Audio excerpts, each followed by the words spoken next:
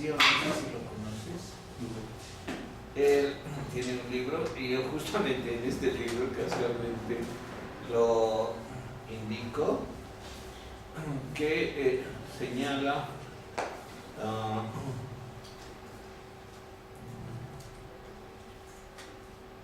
ganadores y perdedores en 2 siglos de globalización. Pero él hace un recuento de la globalización en la larga duración y señala que es un proceso cíclico que abarca todos los, digamos, las sociedades, y también un proceso de inverso en que la dinámica social se estanca y se diferencia sin mayor contacto. No es tanto una visión de la globalización desde el punto de vista ideológico, como puede ser lo de Sloterdijk, ¿no? Es decir, la filosofía, las ideas, las concepciones, sino desde el punto de vista más económico y político. Y en eso los economistas actualmente y también los politólogos están haciendo muy importantes avances. Los periodos de la globalización incluyen efectivamente desde, según Williamson, desde el descubrimiento de América, ¿no? La primera gran globalización económica y política sería así. Claro, es diferente a lo de Sloterdijk, pero tiene mayor, diríamos, sustento económico, porque eso es lo que les interesa a los politólogos, ¿no? Y también a los economistas, ofrecer indicadores que evidencien que cabalmente ha habido un comercio mundial, por ejemplo. Y claro, el comercio mundial puede restringirse al mundo conocido, que en la época de los griegos era solo el continente europeo, más algunas sociedades de África y Asia, pero no más. Y después del descubrimiento de América, eso cambia significativamente y el concepto de globalización recién puede aplicarse con mayor pertinencia, pese a que antes de fines del siglo XV, hubo también, por ejemplo, un dominio de los mares y una presencia en varias partes del mundo, por ejemplo, de los chinos, ¿no? Y el comercio chino, que ha reflotado nuevamente en nuestro siglo, desde fines del siglo pasado hasta ahora. Es la gran economía emergente a nivel mundial, pero eso no es nuevo. Hubo también similares logros de presencia de la cultura china en varios enclaves del globo, mucho antes. Y el imperio chino se desarrolló en gran medida también gracias a su presencia en esos enclaves, gracias a su flota. Entonces, estos hechos históricos hay que tenerlos en cuenta de manera que se pueda comprender que efectivamente la globalización no es algo que ha sucedido solo en el siglo XX gracias a los medios de comunicación masiva, sino que son procesos económicos y políticos de gran alcance en lo que es el mundo conocido en el momento histórico que corresponda, ¿no? Es decir, la influencia. Otro gran proceso global fue el Imperio Romano, ¿no? Que abarcó la totalidad del mundo conocido hasta ese momento, es decir, Europa, el norte de África, el oeste de Asia, y particularmente la forma como los romanos homogenizaron ciertos contenidos en Europa y en esta gran región que fue el imperio. Antes del imperio romano hubo otros imperios, sí, el imperio macedónico, ¿no? De Alejandro, el imperio persa anterior, y bueno, otros también, que de una u otra forma también influyeron para difundir una concepción política. El Imperio Macedónico, por ejemplo, fue muy importante porque difundió una concepción precisamente de democracia. Es decir, Alejandro, si bien tenía un gran poder y una presencia en todo el mundo conocido, llegó hasta la India, conquistó la India, llegó a Egipto, de hecho enfermó y murió en Egipto, ¿no? Muy joven, pero su presencia, la presencia del Imperio Macedónico y la presencia de los griegos, bueno, no eran los griegos de Atenas, no eran los griegos de Macedonia, pero difundían una concepción de libertad que era inédita en los imperios anteriores. No se olviden que, por ejemplo, el imperio persa, anterior al imperio macedónico, o el imperio chino, o el imperio de la India, o el chino, inclusive el Egipto, eran imperios teocráticos. O sea, el que gobernaba era un hijo de los dioses, era un dios entre los hombres. Y ese Dios establecía un régimen divino, es decir, no era el poder ejercido aquí por uno de nosotros, sino era el poder que viene de Dios o de los dioses y que se expresa en el ejercicio que hace el faraón, que hace el rey, que hace el emperador, que además tiene ingente riqueza y que es dueño de la mayoría de las propiedades, bienes y riquezas del país o del imperio. Entonces, la concepción política es una concepción teocrática, es decir, somos gobernados por un hijo de los dioses, por un Dios entre nosotros, y por lo tanto actuar en contra de este régimen es actuar en contra del orden sobrenatural, del orden divino. Esos temas son muy importantes y han sido tratados, por ejemplo, en la filosofía política y de la historia de Hegel. Hegel precisamente muestra cómo hay este proceso de transformación política desde el primer estado. ¿Dónde se ha producido según él el primer estado? En China. ¿Con qué características? Como un estado imperial, teocrático.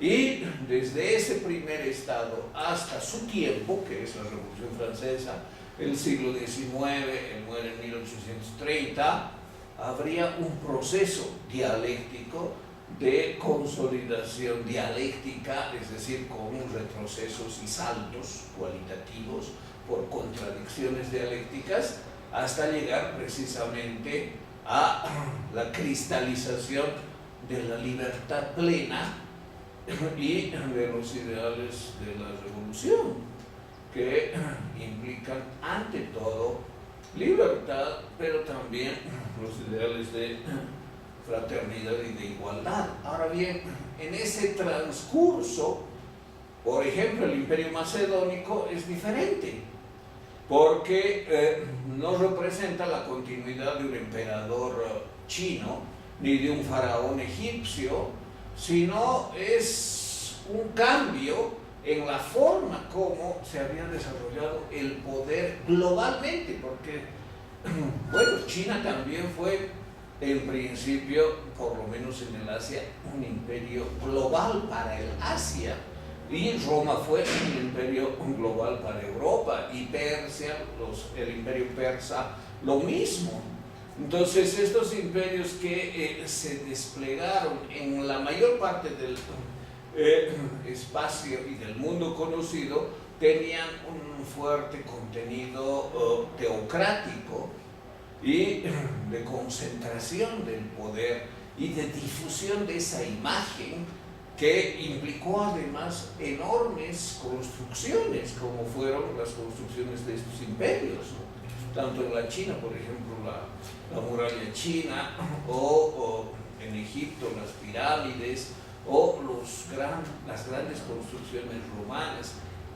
Y en ese sentido, una forma diferente de globalización la constituyó el Imperio Macedónico, aunque por muy poco tiempo, porque efectivamente la concepción de Alejandro y la visión griega de libertad, de autonomía de las polis, tuvo importante influencia. También fue Alejandro discípulo de Aristóteles, no se olviden, para que haya ese deseo que, como la presencia de los macedonios en, por ejemplo, las ciudades liberadas de los persas, por ejemplo Mileto o Éfeso, que fueron ciudades que se liberaron de la influencia persa, y también finalmente Alejandro llegó a Persépolis y a someter a los persas. Se estaba no cambiando un dios emperador por otro dios emperador, sino se estaba cambiando la concepción del poder, introduciendo concepciones de libertad y de autonomía política, como fue el pensamiento de Aristóteles. Entonces, las globalizaciones existen, como bien ha expuesto Diego, desde muy temprano y con ciertas características que hacen precisamente este tema que lo ha mostrado, que es el orden político viene de arriba. Es decir, la teocracia es la que expresa ese orden político de arriba abajo. Es decir, somos gobernados por un Dios entre nosotros, y este orden es sobrenatural establecido por los dioses. Bien, entonces aquí en este tomo, aunque no encuentro donde expongo esta concepción de Williamson sobre los movimientos cíclicos de globalización y de antiglobalización. Ahora, la antiglobalización resulta como un momento, porque claro, no es todo globalización, sino es globalización y decaimiento de la globalización, y después otra globalización, precisamente porque no se universaliza en el entorno respectivo. Las transacciones comerciales son ante todo criterios económicos, y también la visión política. Y en ese sentido, un momento sustantivo en el proceso moderno de la globalización, como hemos visto, es el descubrimiento de América y el desarrollo del Imperio Español, que sin duda fue el que dio gran amplitud a una manera no solamente de extraer riqueza, la riqueza americana de explotación indígena, sino también de difundir una concepción ideológica referida en primer lugar a la religión, como ha expuesto Diego, y también referida a la política. Es decir, somos vasallos del rey, y el rey es por la gracia de Dios. Toda la concepción absolutista que justifica un orden político. Y eso habría durado siglos, esa globalización habría durado siglos, hasta que terminó con un proceso contracíclico, es decir, un proceso diferente, que representa un momento de estancamiento, de aislamiento, de autonomía de la actividad económica y política de las sociedades, también en este caso del Nuevo Mundo, hasta producirse otro proceso global que incluye hasta el siglo XX un desarrollo de la economía gracias al capitalismo. Entonces, en el siglo XX habría, especialmente después de la Segunda Guerra Mundial y con el establecimiento del nuevo orden económico internacional, con Bretton Woods, por ejemplo, que establece el patrón del dólar en reemplazo del patrón de la libra esterlina, la última globalización. Entonces ese proceso económico se da efectivamente a escala global, y eso se da aparejado con cambios ideológicos, como es la derrota definitiva del nazismo y la victoria de los aliados, dando lugar a la Guerra Fría y por lo tanto el enfrentamiento ideológico, político y económico también del capitalismo con el mundo socialista o el segundo mundo, ¿no? Es decir, el primer mundo, los países capitalistas desarrollados; el segundo mundo, el mundo socialista con sus enclaves, y bueno, después los países supuestamente no alineados, o el tercer mundo, que son también objeto de la disputa entre el primer y el segundo mundo para darse la influencia de uno u otro sistema. En ese sentido, la globalización implica no solamente la presencia y la difusión del capitalismo, sino también en el momento histórico definido el enfrentamiento con el socialismo. Entonces, y eso a escala global, como bien sabemos. Entonces, los procesos de globalización, sea de desarrollo, de crecimiento y de expansión, hasta el mundo conocido según el momento, y los procesos contracíclicos de detenimiento de eso para dar lugar a un tiempo de aislamiento, de independencia, de indefinición, para que se produzca una nueva situación de hegemonía y por lo tanto de ampliación de la globalización. En otro sentido, tiene una concepción cíclica e incluye no solamente la economía y la política, sino también la ideología. Quería comentar también otros temas que han surgido en torno a... no sé qué pasa aquí.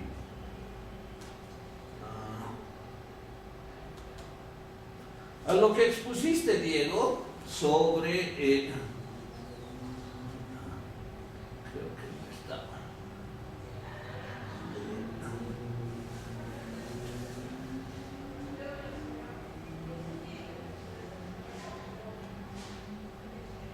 Aquí debe estar.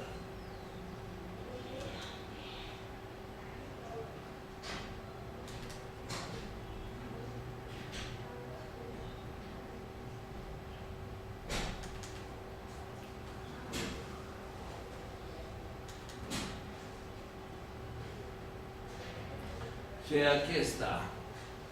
Bueno, esto tiene que ver con lo que has mostrado, ¿no? Es una exposición sobre las concepciones del mundo y particularmente esta idea del universo, que efectivamente son mitos. Es decir, desde muy temprano y en muchas culturas, desde hace 5.000 años, en la cultura hindú y china, por ejemplo, pero también en grupos indígenas americanos como los iroqueses, habría mitos cosmológicos como este, ¿no?, que tal vez ustedes han visto. El universo es un gran océano donde nada una tortuga gigante, y sobre esa tortuga hay elefantes gigantes. Esa es la idea del mundo elefante, por ejemplo, en la China y en la India, y sobre esos 13 elefantes hay una porción de tierra plana donde estamos nosotros, los hombres. Esa es una idea, ¿no? Otra idea, otro mito cosmológico es que hay un gran universo que contiene como un recipiente cóncavo donde está el agua, pero el agua se desborda porque a veces llueve demasiado y rebasa ese gran recipiente cóncavo, y ahí se produce lo que has mostrado, ¿no? La caída de los barcos que ya están en el fin del mundo. Inclusive establecían, ¿no?, desde las columnas de Hércules en Gibraltar una cantidad relativamente corta, escasa de distancia náutica donde se acabaría el mundo y donde ya no se puede retornar porque ahí los barcos se caerían. Bueno, entonces estas son las concepciones míticas muy antiguas. ¿Dónde surge la concepción de la Tierra como una esfera? La Tierra como una esfera surge con los pitagóricos, pero antes inclusive los astrónomos griegos como Eudoxo, como el padre de la astronomía que es Hiparco, habían establecido la forma esférica de los planetas. Entonces, frente a estos mitos de los elefantes, la tortuga o el recipiente cóncavo, que los barcos que se caen, son los filósofos, también los pitagóricos, los que establecen la forma esférica de los planetas, la Tierra, la Luna, el Sol. ¿Por qué? Porque los ven redondos, y viendo los redondos deducen que a la distancia los ven redondos, pero son esféricos.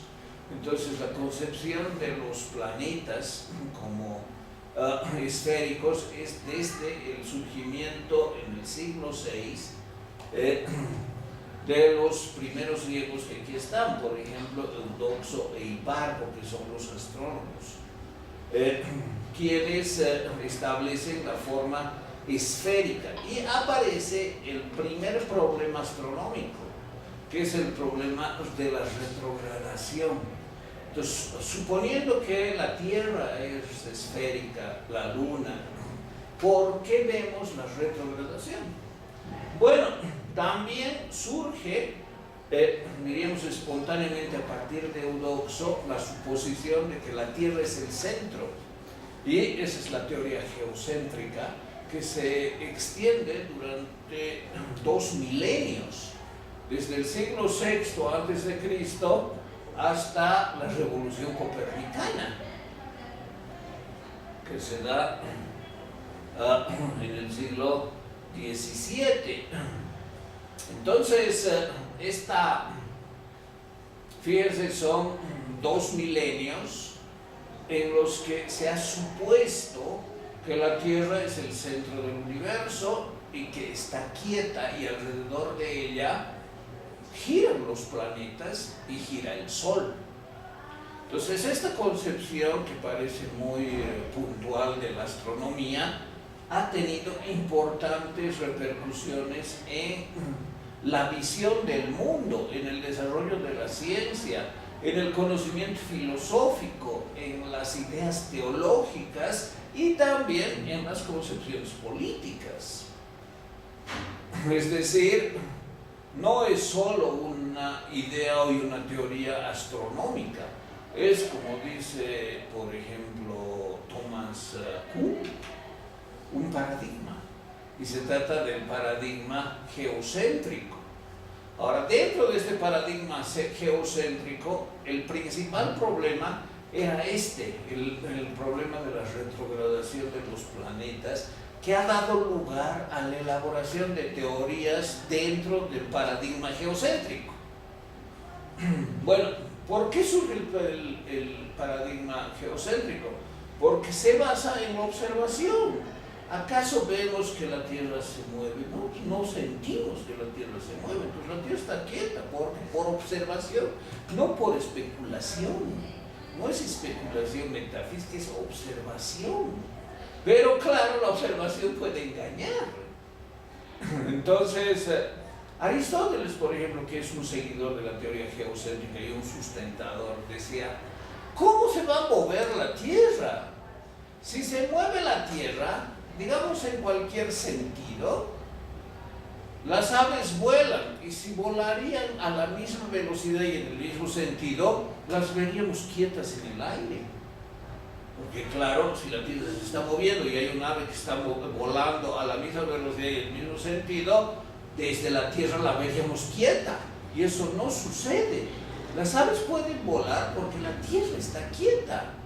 Y claro, un ave puede trasladarse de aquí a, digamos, a 500 metros o a 1 kilómetro volando porque la Tierra está quieta. Entonces fíjense, es lógico lo que dice y se basa en la observación. Entonces no hay que pensar que la teoría geocéntrica es especulativa solamente. Tiene gran especulación, y las teorías que se desarrollaron, que son varias, la de Aristóteles es una, pero hay de otros también. Ptolomeo es otro, que desarrolla una visión más matemática, pero también Eudoxo, y hay otras teorías dentro del paradigma geocéntrico, se basan en observaciones. Aristóteles también decía, si vemos que el Sol se mueve, nace en la mañana, en el crepúsculo, termina muriendo, es decir, nace en el amanecer, en el alba, y muere en el crepúsculo, en el fin del día. Y ese tránsito, ese pasar del Sol nos muestra que se mueve. Entonces la Tierra está quieta, las nubes se nota que se mueven en torno a la Tierra que está quieta. Las aves pueden volar porque la Tierra está quieta. Y vemos también que el Sol gira alrededor, y vemos que los planetas giran alrededor. Entonces, si nos basamos en las observaciones, debemos concluir primero que la Tierra es esférica. ¿Por qué es esférica? Porque además hay muchos argumentos. Vemos la Luna y nos damos cuenta que es esférica, aunque la vemos redonda, pero la vemos a la distancia y es esférica. Y la Tierra, ¿por qué es esférica? Porque en el horizonte lo primero que aparece en el mar, cuando vemos un barco, es el mástil. Claro, tiene que haber una forma esférica para que lo primero que aparezca a la distancia sea el mástil. Entonces, estas son pruebas observacionales, es decir, son evidencias obtenidas de la observación que nos muestran que la Tierra está quieta, que es esférica, que los planetas giran alrededor de ella, que el Sol gira alrededor de ella, y que nuestro universo es una disposición estructural perfecta. Aristóteles ha desarrollado una concepción del universo que está aquí, que se las muestro, que es esta. El universo de las esferas concéntricas. La Tierra está al centro, inmediatamente después está la esfera de la Luna y la esfera de los 5 planetas conocidos en la antigüedad, más el Sol. El Sol, evidentemente,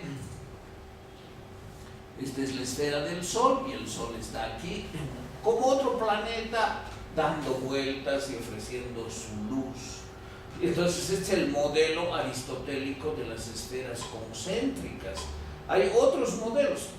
Esta, por ejemplo, es otra representación del modelo aristotélico, con una disposición extraordinariamente especulativa, porque él decía hay 5 elementos: tierra, agua, aire y fuego, que son los elementos de los filósofos presocráticos, más el éter, es decir, el arjé, el agua, el arjé, el aire, el arjé, el fuego, pues conocemos, ¿no?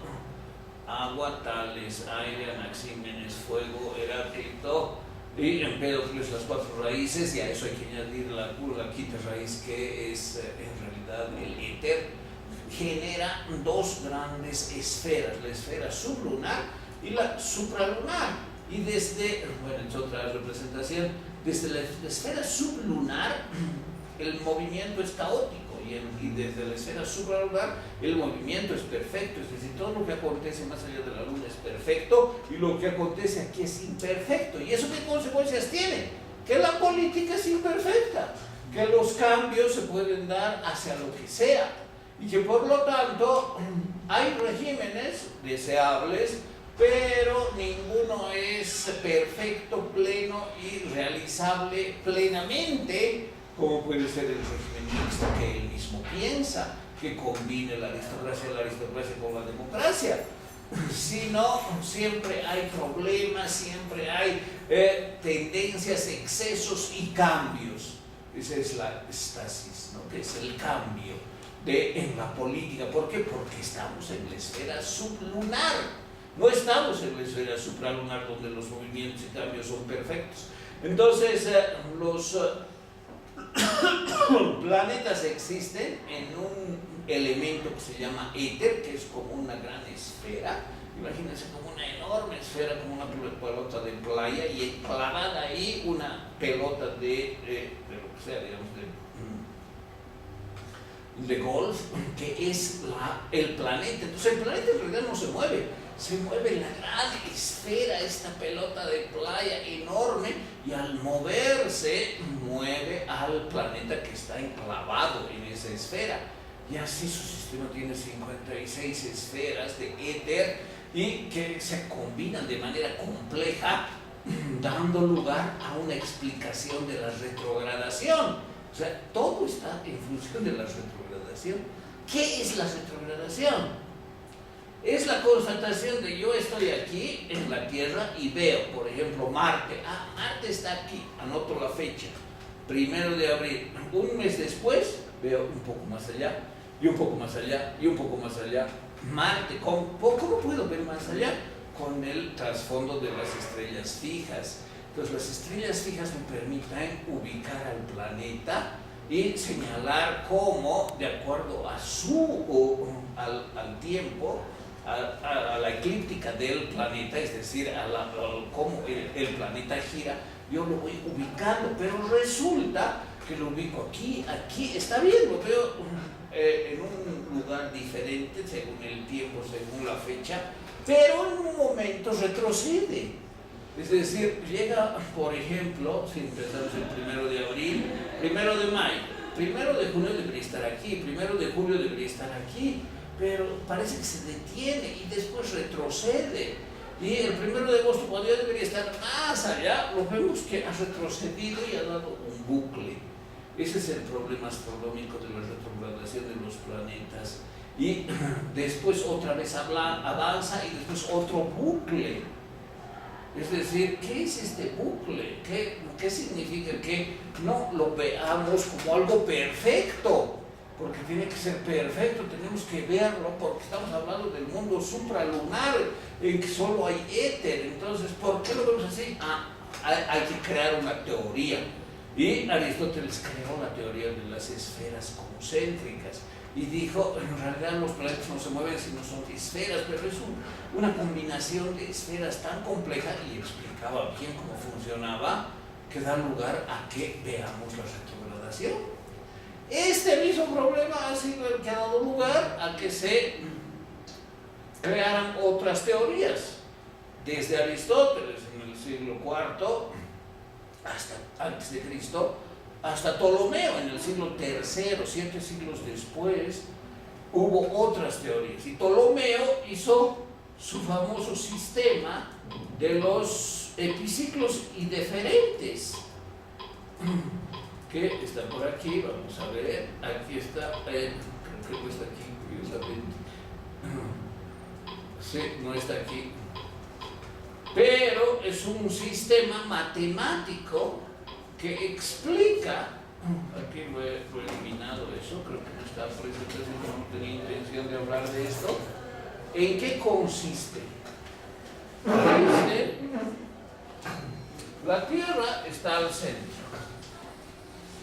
Y alrededor de la Tierra están los planetas, digamos el planeta Marte, que gira, pero su giro no es una órbita circular perfecta, tiene doble movimiento, y ese doble movimiento significa que se mueve así. Entonces hay un movimiento que es un movimiento circular del planeta,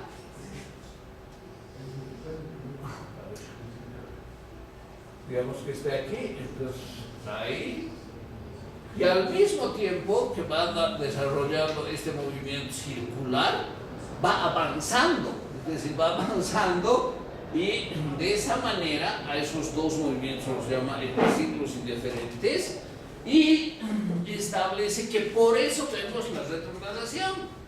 Claro, si se moverían de manera circular perfecta en torno a la Tierra, los veríamos de manera equidistante cada fecha alrededor de lo que deberíamos verlos, pero no es así. ¿Por qué? Porque tienen doble movimiento, epiciclos y diferentes. Entonces, una solución ya sin la pesantez de la teoría aristotélica de las 5 raíces o los 5 elementos, el elemento más pesado, el menos, diríamos, que transformable, menos dinámico, es la Tierra.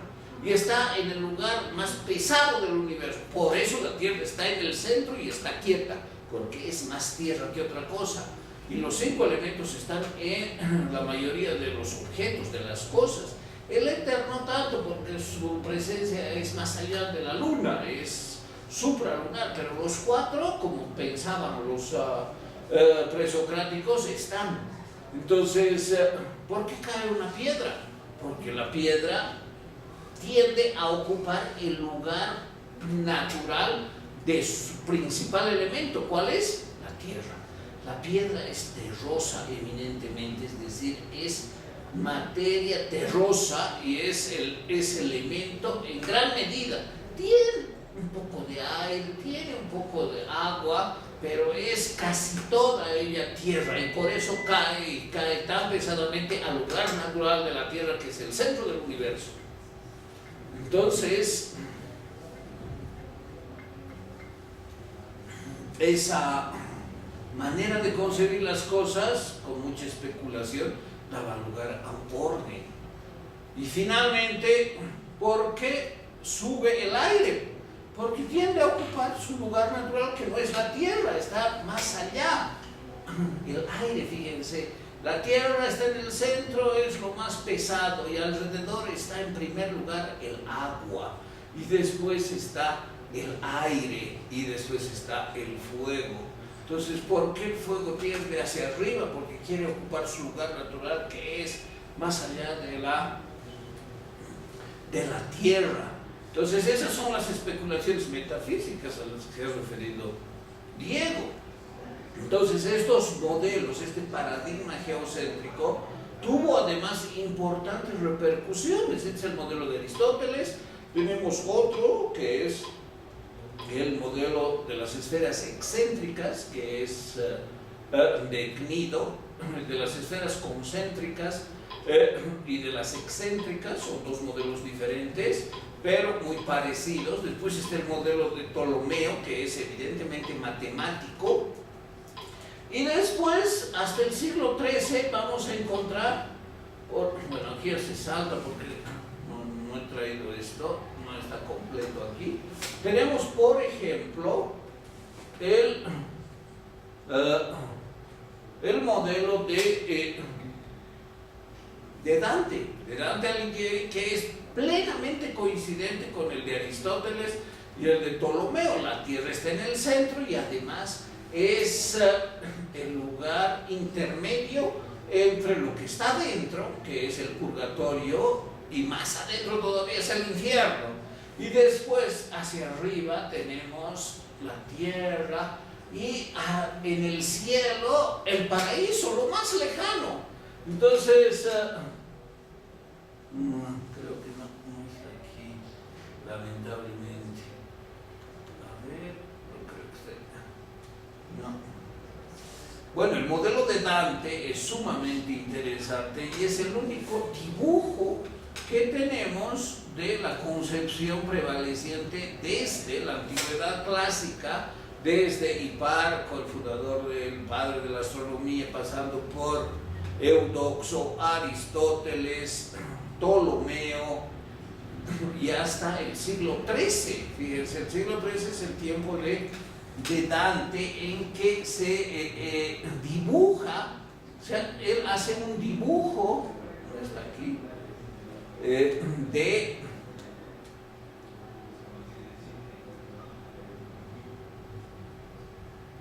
hace un dibujo del universo, y ese dibujo incluye desde la isla de los bienaventurados, que es una antesala del paraíso, y más allá el Empirio y el Tártaro, y la tierra, que es el lugar intermedio, después el purgatorio y los 9 círculos del infierno, hasta lo más profundo. Entonces, fíjense, esto no es solo astronomía, es religión, es teología, es física, es biología.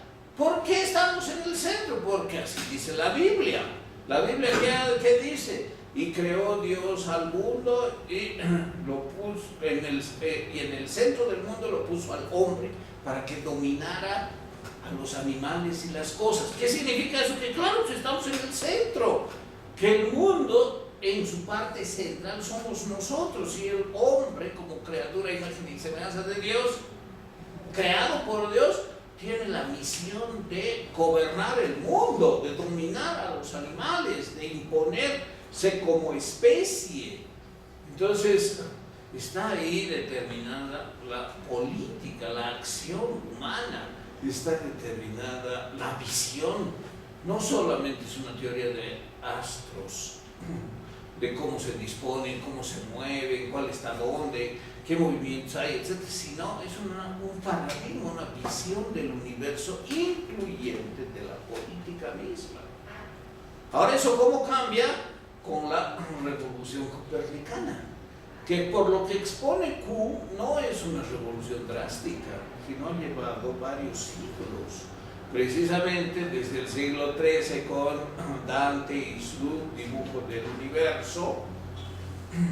Aparecen diferentes pensadores que, por querer desarrollar la teoría, la contradicen y fomentan que aparezca este sacerdote polaco que es Copérnico, que piense otro esquema y piense como un ejercicio, pero es la gran revolución paradigmática en la historia de la ciencia y de las concepciones teóricas, filosóficas y científicas que incluyen la política.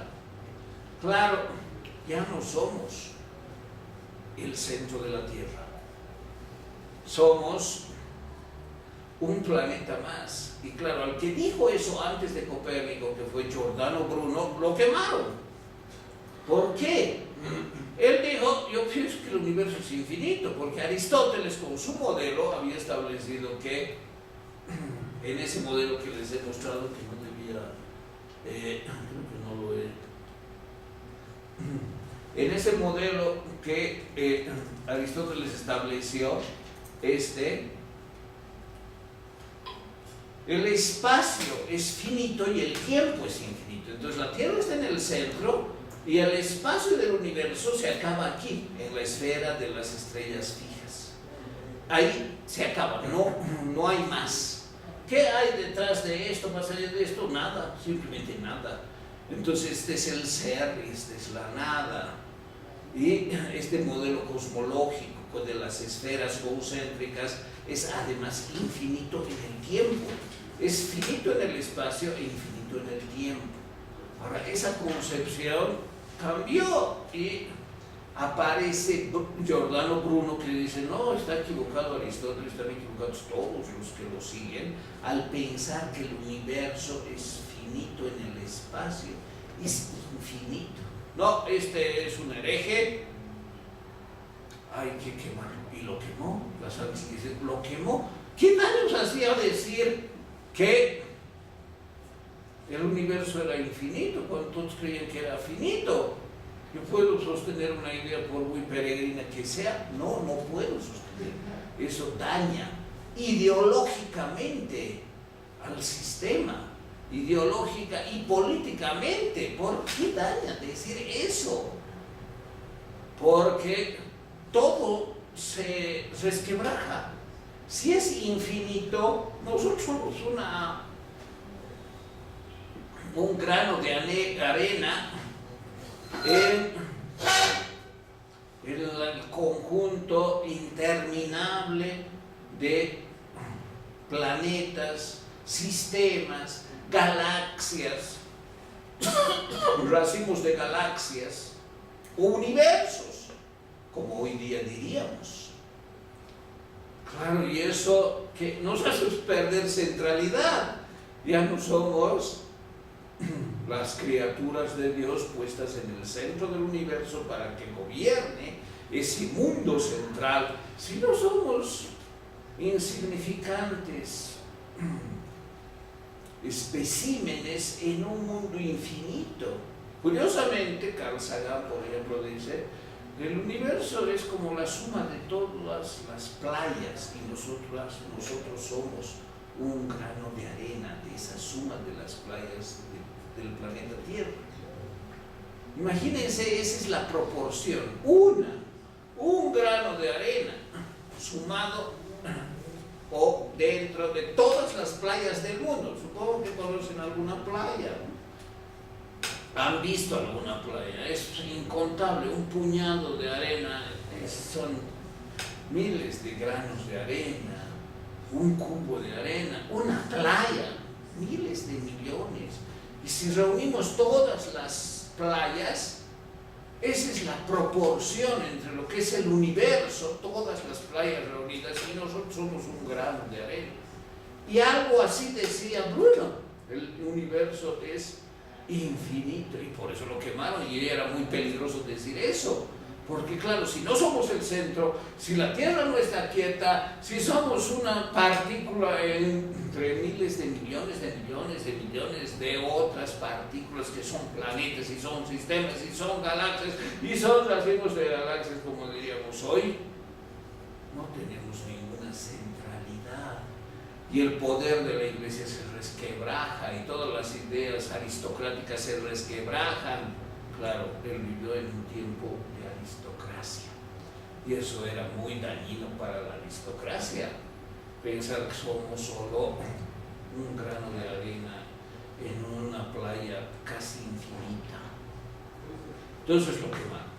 Entonces fíjense, fueron varios cambios con Bruno, con Grosseteste, con Roger y Francis Bacon, con Juan Buridan, que dieron lugar a que después de 2 o 3 siglos apareciera Copérnico y diga: yo planteo un sistema diferente en que explico de manera muy clara, simplemente cambiando de lugar. La Tierra ya no es el centro es el Sol. El sistema de Copérnico es heliocéntrico y esa es la gran revolución copernicana, que parece como simplemente: no, a mí no me gusta la Tierra en el centro, prefiero el Sol en el centro. No es eso. Es un cambio sustantivo que modifica todo, es un cambio paradigmático. Como se